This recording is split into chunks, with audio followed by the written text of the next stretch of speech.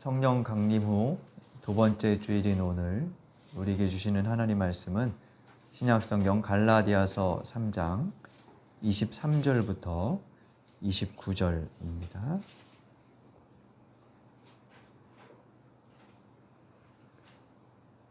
한 절씩 교독하겠습니다. 믿음이 오기 전에 우리는 율법 아래에 매인 바 되고 계시될 믿음의 때까지 갇혔느니라. 이같이 율법이 우리를 그리스도께로 인도하는 초등교사가 되어 우리로 하여금 믿음으로 말미암아 의롭다함을 얻게 하려 함이라. 믿음이 온 후로는 우리가 초등교사 아래에 있지 아니하도다. 너희가 다 믿음으로 말미암아 그리스도 예수 안에서 하나님의 아들이 되었으니 누구든지 그리스도와 합하기 위하여 세례를 받은 자는 그리스도로 옷 입었느니라. 너희는 유대인이나 헬라인이나 종이나 자유인이나 남자나 여자나 다 그리스도 예수 안에서 하나이니라. 같이 읽겠습니다. 너희가 그리스도의 것이면 곧 아브라함의 자손이요 약속대로 유업을 이을 자니라. 아멘.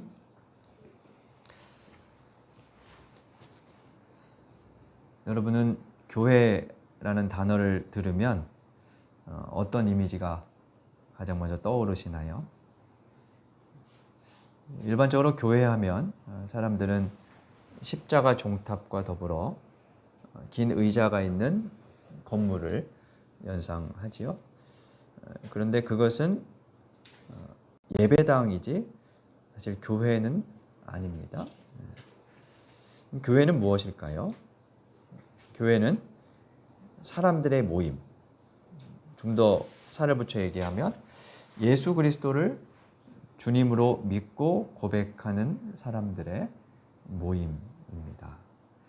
바울은 그런 교회를 그리스도의 몸이라는 표현을 사용해서 설명하였죠.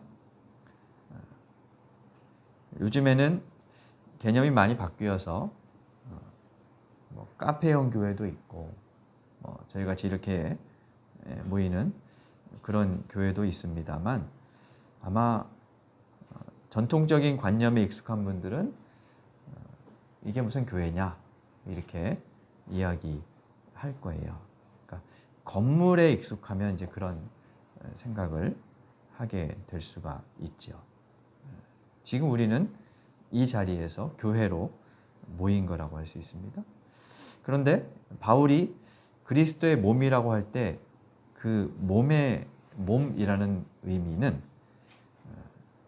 우리의 몸이 나라는 존재를 누군가에게 보여주는 것처럼 교회가 그리스도께서 계심을 보여주는 것이라고 할 수가 있어요. 바꿔 말하면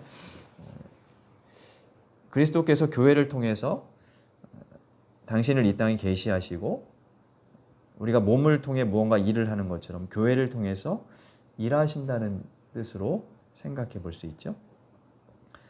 그래서 교회가 교회답기 위해서는 그러니까 그리스도를 잘 보여주고 교회로서 일하기 위해서는 공동체를 통해 주시는 하나님의 뜻이 무엇인지 알기에 힘써야 하고 또 그 뜻이 공동체를 통해 구현되어 예수 그리스도가 드러날 수 있도록 힘써야 합니다.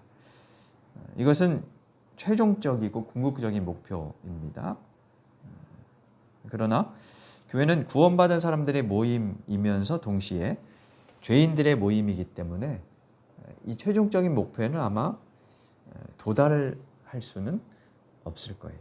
사람으로서의 한계가 있기 때문에 교회에는 많은 문제가 있을 수밖에 없다는 뜻입니다. 문제없는 교회는 없습니다. 겉으로 보기에 좋아 보이는 공동체여서 등록을 해도 내부에 들어가 보면 비슷비슷한 문제들로 아픔을 겪고 있는 것을 우리가 볼 수 있습니다. 그래서 스스로 어떤 문제가 있는지 아는 것이 중요한 거예요. 스스로 어떤 문제가 있는지 아는 교회가 있고 그걸 모르거나 외면하는 교회가 있을 뿐이지 문제없는 교회는 없습니다. 또한 교회는 역동적이어서 어제 좋은 교회가 오늘도 좋은 교회일 거라는 보장이 없고, 오늘 바람직하지 않았던 교회가 내일도 그대로일 거라고 단정할 수도 없어요. 물론 그것은 모인 사람들이 어떻게 반응하느냐에 따라 달라지겠죠. 교회는 끊임없이 스스로를 성찰하고 교회답지 못한 모습을 발견하고 인정하고, 그리고 그것을 바로잡기 위해서 애써야 한다는 뜻입니다. 여기에서 이때 중요한 것은 서로 내놓고 대화할 수 있는 분위기일 거예요. 왜냐하면 어떤 교회에게는 문제로 보이는 것이 어떤 사람에게는 그렇지 않을 수도 있고, 반대로 나에게는 정상으로 보이는 것이 다른 사람에게는 문제로 보일 수도 있기 때문입니다. 그것을 내놓고 대화하며 생각을 서로 이야기하다 보면 공감대가 형성되고, 그래서 함께 고쳐가며 바르고 좋은 교회를 이루어가는 것이 중요할 겁니다. 오늘 본문 갈라디아서 말씀은 로마서와 더불어 바울 서신 중에 무척 어려운, 그리고 교리서로 분류되는 그런 서신입니다. 보통 우리가 이신칭의라는 한자어로 바울의 교리를 요약하죠. 이신칭의라는 말은 믿음으로써 의로워진다, 의롭다 여김 받는다, 이런 뜻입니다. 율법의 행위가 아니라 예수 그리스도에 대한 믿음으로 의롭게 된다는 가르침이 바울의 교리의 핵심으로 전해지고 있고, 오늘 본문은 그것을 가르치는 구절로 많이 해석이 되어 왔습니다. 근데 최근 본문의 배경에 대한 연구와 신학이 발전하면서 새로운 관점들이 대두되기 시작을 했는데, 그건 이 이신칭의 교리가 단순히 우리의 구원에 관해서 이야기하는 것이 아니라 교회론에 관한 이야기라는 거예요. 무슨 얘기냐 하면, 누가 교회의 합법적인 구성원이 될 수 있느냐, 누가 교인으로서의 자격을 얻을 수 있느냐, 이런 문제에 대한 답으로 주어진 것이라는 겁니다. 그래서 오늘 본문은 한번 그런 관점에서 생각해 보려고 합니다. 바울은 갈라디아서 2장 3장에서 이방인이 유대인과 동일한 자격으로 하나님의 백성, 곧 교회 구성원이 될 수 있음을 논증합니다. 그리고 오늘 본문은 그걸 이제 일단락짓는 소결론이라고 할 수 있는데요. 23절부터 25절까지를 보면 믿음과 율법이 이렇게 대비되고 있는 것을 볼 수 있어요. 믿음이 오기 전에, 그리고 믿음이 온 후, 이걸 비교하죠. 믿음이 오기 전에는 율법 아래에 매여 있었습니다. 율법의 다른 표현으로 초등교사라는 표현을 쓰고 있어요. 그러니까 믿음이 오기 전에, 믿음의 시대가 오기 전에 율법 아래에 매여 있었지만 믿음이 온 후로는 율법 아래에 있지 않습니다. 유대인들은 율법 준수 여부에 따라 하나님의 자녀가 되는 자격이 주어진다고 생각을 했어요. 그러니까 교회, 믿음의 공동체에, 구원받은 공동체에 들어오려면 율법 준수가 중요하다라고 하는 거였죠. 그런데 이제는 그런 시대가 지나갔고 믿음으로 의롭다함을 얻는 시대가 되었다는 겁니다. 그래서 26절에서 너희가 믿음으로 말미암아 그리스도 예수 안에서 하나님의 아들이 되었다라고 말합니다. 제가 원고에는 쓰지 않았지만 여기서 한 가지 좀 언급하고 싶은 것이 있는데, 이 믿음으로 말미암아라는 단어, 이 구절 때문에 우리 개신교에서는 이제 믿음, 오직 믿음이라는 것이 굉장히 강조되죠. 근데 이 오직 믿음이라는 단어, 이 구절이 율법은 무익하다는 쪽으로 흘러갈 가능성이 있어요. 근데 사실 그런 개념은 아닌데, 그러니까 오직 믿음이라는 단어가 삶이 필요 없다. 이런 뜻으로 해석되면 안 되는데 약간 그런 쪽으로 흘러가는 경향이 있어요. 그래서 믿음으로 구원받는 시대에서 이제 그런 시대가 지나갔다. 그러니까 믿음이 율법을 철저히 준수한다고 해서 하나님 백성이 되거나 구원받는 것이 아니다. 이것을 바울은 말하는 것이지. 그렇다고 해서 삶이 필요 없다. 이런 개념을 말하는 것은 아닙니다. 그게 이제 성경 전체의 맥락이에요. 그걸 전제하고 오늘 본문은 믿음으로 하나님의 아들이 되었다라는 것을 말하고 있다는 것을 우리가 좀 생각해 봐야 하겠습니다. 여기서 제가 좀 하고 싶은 것은요. 26절과 28절의 비교예요. 26절에 보면 너희가 다 믿음으로 말미암아 그리스도 예수 안에서 하나님의 아들이 되었다 이렇게 말합니다. 그리고 28절에 보면요.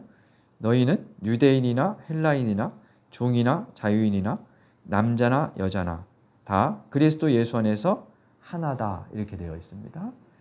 26절과 28절을 비교해 보면 두 문장이 병행되고 있어요. 26절에서 너희가 다 믿음으로 말미암아를 빼면요. 너희가 다 그리스도 예수 안에서 하나님의 아들이 되었다 이렇게 되죠. 그리고 28절에서 유대인이나 여기서부터 여자나까지를 가로로 묶어두고 보면 너희는 다 그리스도 예수 안에서 하나다 이렇게 되죠. 같은 문장의 배열인데 마지막 결론이 다르죠. 26절에서는 하나님의 아들이 되었다. 그리고 28절에서는 하나이다 이렇게 되어 있어요. 하나님의 아들이 되었다는 말을 다른 식으로 표현한 것인데 이게 얼핏 보면 좀 어울리지 않는 것 같아요.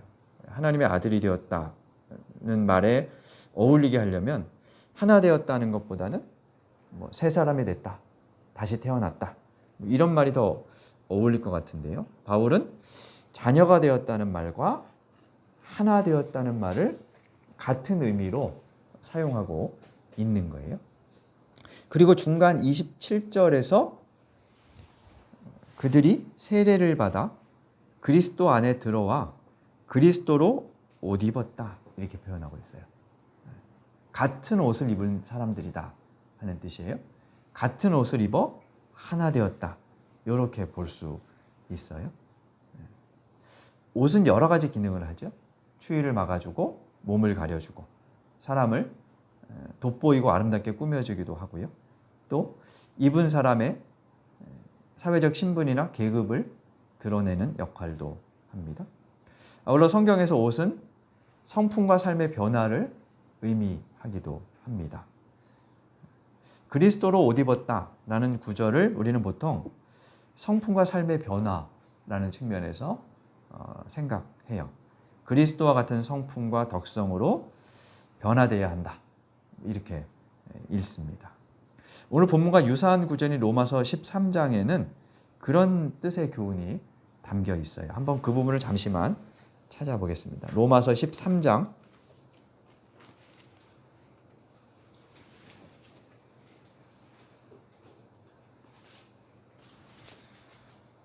13절 14절입니다.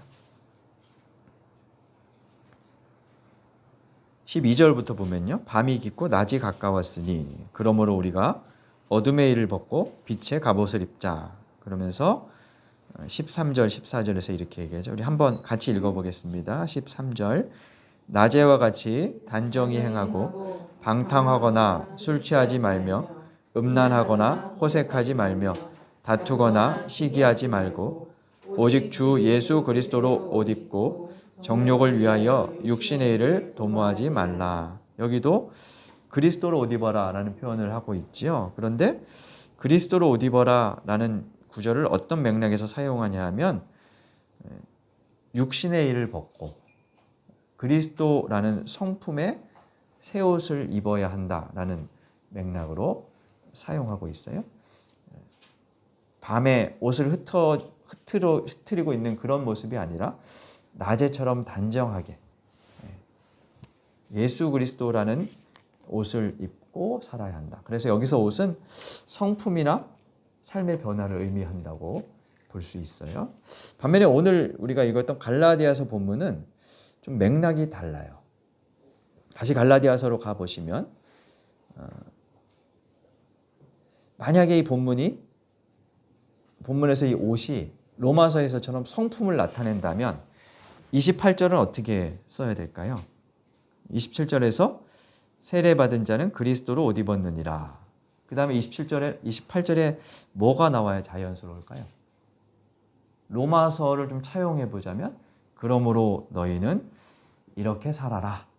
이렇게 문장이 이렇게 이어져야 좀 어울리겠죠. 근데 바울은 28절에서 너희는 하나다 이렇게 말해요. 이것은 28절에 언급한 그리스도라는 옷이 개개인이 입어야 할 성품의 옷이 아니라 공동체가 함께 입는 옷임을 보여줘요. 몇 사람만 입는 옷이 아니라 모두 입은 같은 옷임을 보여줍니다. 과거 신분사회에서 자녀의 신분은 부모에 의해서 결정되었습니다. 부모가 자유인이면 자녀도 자유인이고 부모가 노예면 자녀도 노예였습니다. 부모가 자유인인데 자녀 중 첫째는 자유인이고 둘째는 평민이고 셋째는 노예가 되는 그런 경우는 없습니다. 그리고 그들은 부모님의 옷을 물려받아요. 자유인이면 자유인의 옷을 입고 종과 노예는 종과 노예의 옷을 부모로부터 물려받습니다. 28절에서 바울이 제시하는 다양한 사회 계층은 당시에 서로 다른 옷을 입고 다니던 사람들이었습니다. 자유인의 옷, 종의 옷, 유대인의 옷, 헬라인의 옷, 남자의 옷, 여자의 옷을 입고 다니던 사람들이었습니다. 이들은 그 옷에 따라서 신분이 나뉘어졌고 민족적으로, 사회적으로, 그리고 생물학적으로 대척점에 있었습니다.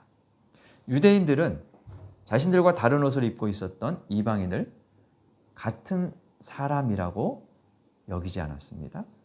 자유민들은 종을 이성이 없는 재산일 뿐이라고 취급했습니다. 유대인들은 숫자를 셀 때 여자는 계산하지도 않았다 그러죠. 그들의 옷은 그래서 서로를 차별하는 근거가 되었어요.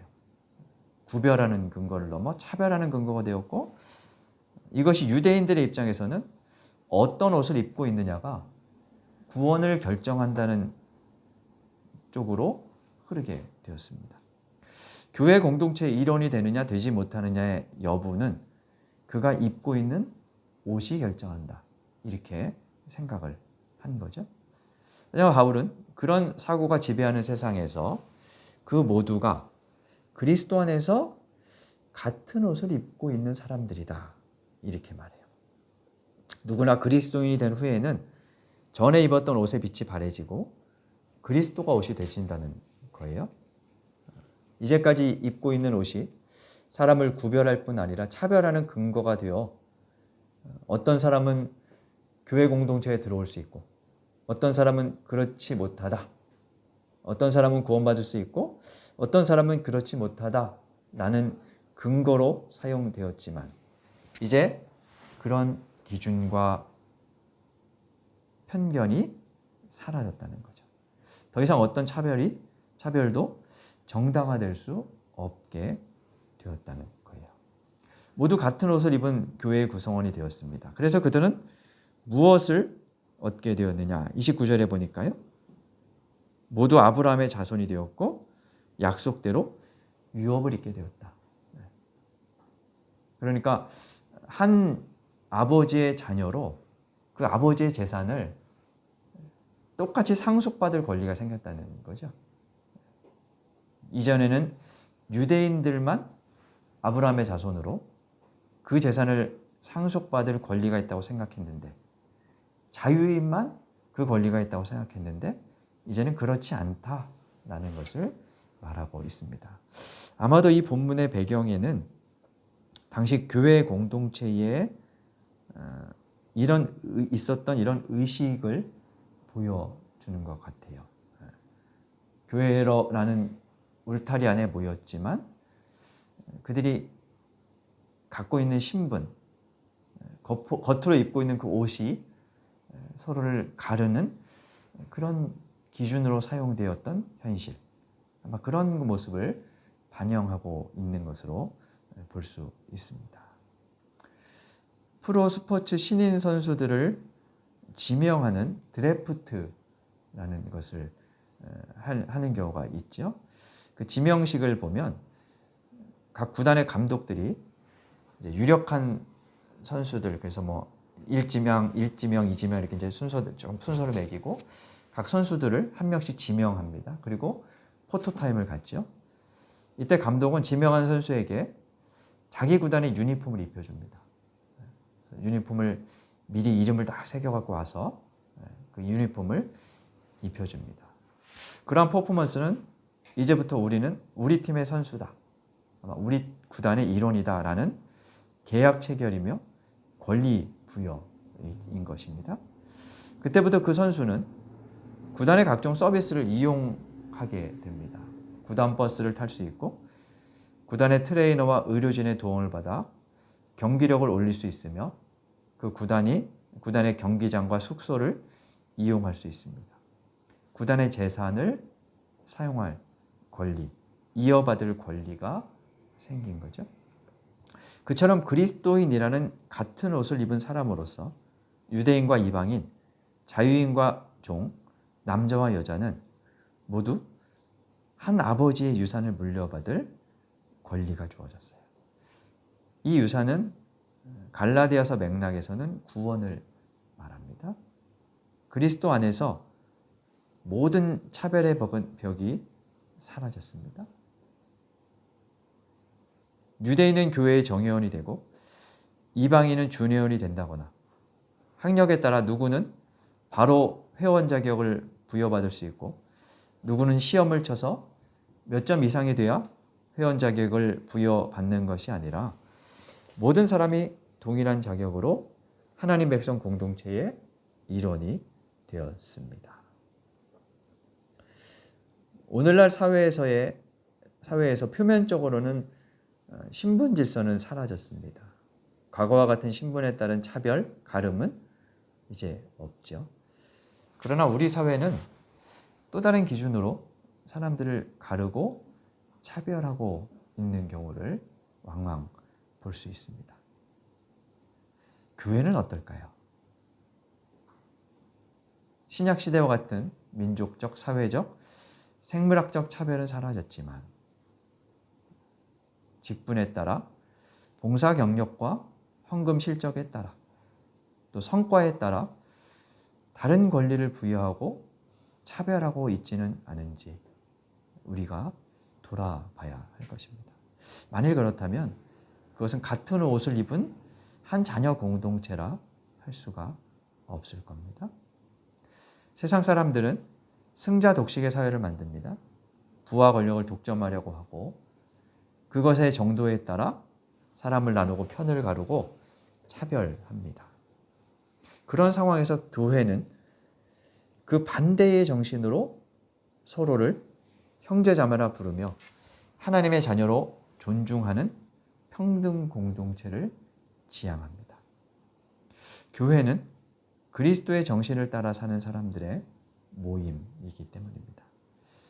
김영복 목사는 그래서 교회를 뒤집어 보고 거꾸로 사는 사람들의 모임이다, 이렇게 표현을 하고 있어요. 그런데 불행하게도 세상의 가치관과 원리, 질서가 교회 안에도 들어와 있어서 오히려 세상보다 못한 경우를 볼 수 있지요.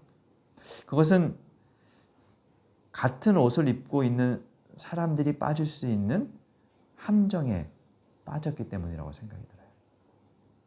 사람의 심리가 참 이상합니다. 거리를 가다 보면 나랑 같은 옷 입고 있는 사람 상대 쪽에서 만나면 어떠세요, 기분이? 왠지 안 좋죠? 피하고 싶고. 근데 그 같은 옷을 입은 사람들이 여러 명 같이 다니면 이게 또 안 이상해요, 그죠?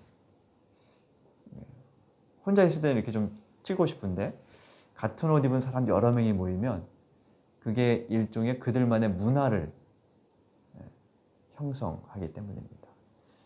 그게 잘못되면 패거리 문화가 되는 거예요. 조폭들이 같은 옷을 입고 있는 그런 모습이 돼요. 같은 옷을 입고 있는 사람들이 뭉쳐서 패거리 문화라는 잘못된 방향으로 변질될 수 있다는 거예요. 어떤 분은 교회를 가리켜 그런 패거리 문화에 빠져 있다라고 아프게 질책을 하기도 해요. 목회자나 신자들이 자신이 속한 교회에만 몰입하고 모든 에너지와 헌신을 자신이 속한 교회에만 집중하도록 요구합니다. 이런 태도가 폐쇄적인 교회주의로 발전해서 개교회 중심주의를 만들었고 우리끼리라는 패거리 문화를 만들었다는 거죠. 같은 옷을 입고 있다는 것은 사실은 서로 문화를 공유하고 생각을 공유하고 감정을 공유한다는 좋은 개념인데 이게 나쁘게 변질될 수 있다는 것을 보여주는 거예요. 내일 6월 20일이 세계 난민의 날입니다. 지난 2000년부터 제정되어서 지키고 있는 세계 난민의 날인데요. 유엔 난민기구 보고서에 따르면 작년보다 올해 5월 달을 기준으로 약 12% 정도 난민이 더 늘어났다고 해요.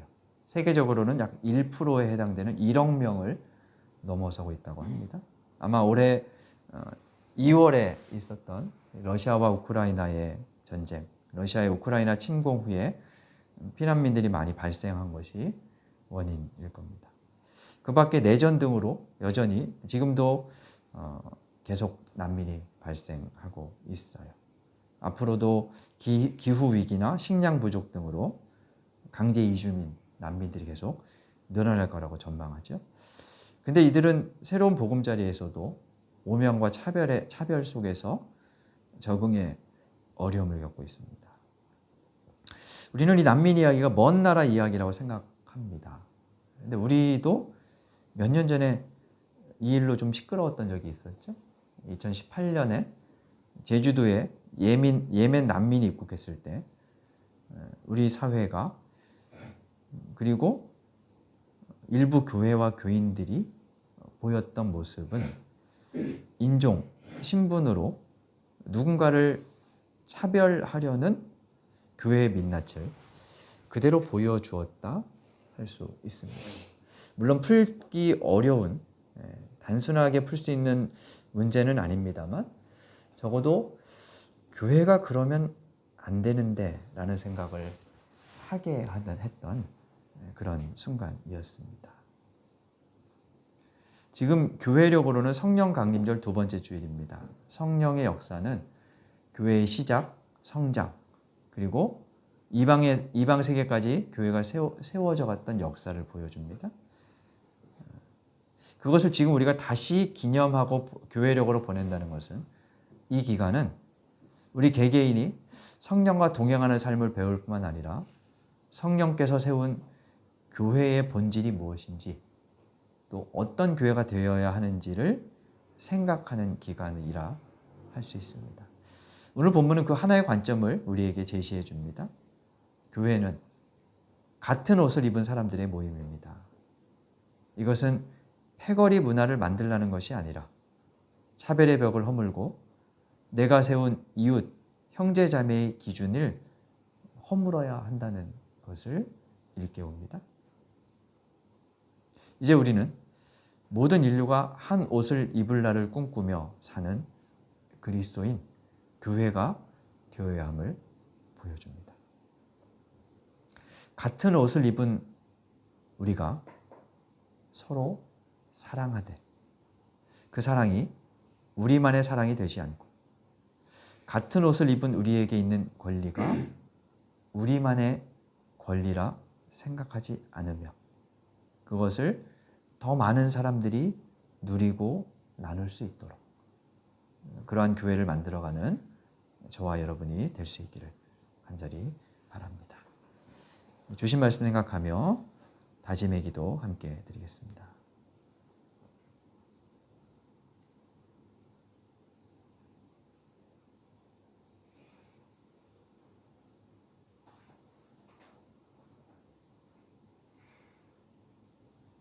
하나님, 우리에게 그리스도라는 같은 옷을 입혀주셔서 감사드립니다.